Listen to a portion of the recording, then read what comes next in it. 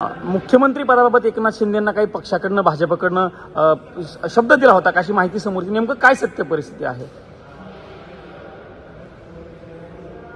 विधानसभेच्या निवडणुका भारतीय जनता पार्टी, शिवसेना आणि NCP आम्ही एकत्र लढलो.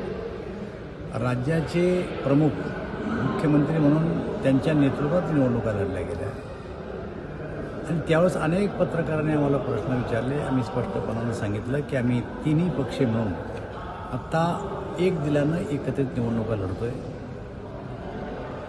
एकनाथराव शिंदेच्या नेतृत्वाखाली निवडणुका लढतोय.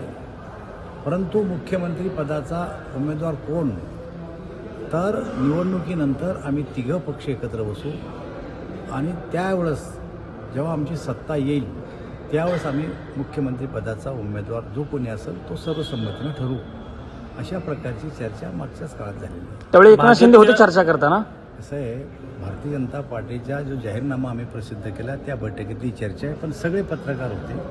त्यामुळं काही कोणाला कॉर्नर करण्यासाठी वाक्य वापरू नका. तर हे जे काही पॉलिसी, जे काही धोरण आहे आमच्या अलायन्सचं, त्या संदर्भात मी बोलतो आहे की आमचे पक्ष मुख्यमंत्री पदाच्या विषयावर कुठेही आमचं घोडं अडलेलं नाही.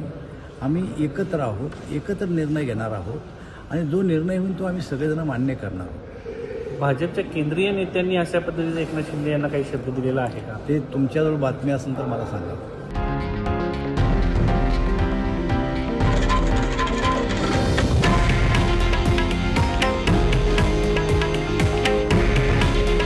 हे आहे देशातील नंबर 1 न्यूज नेटवर्क आणि आपण पाहत आहात TV9 मराठी.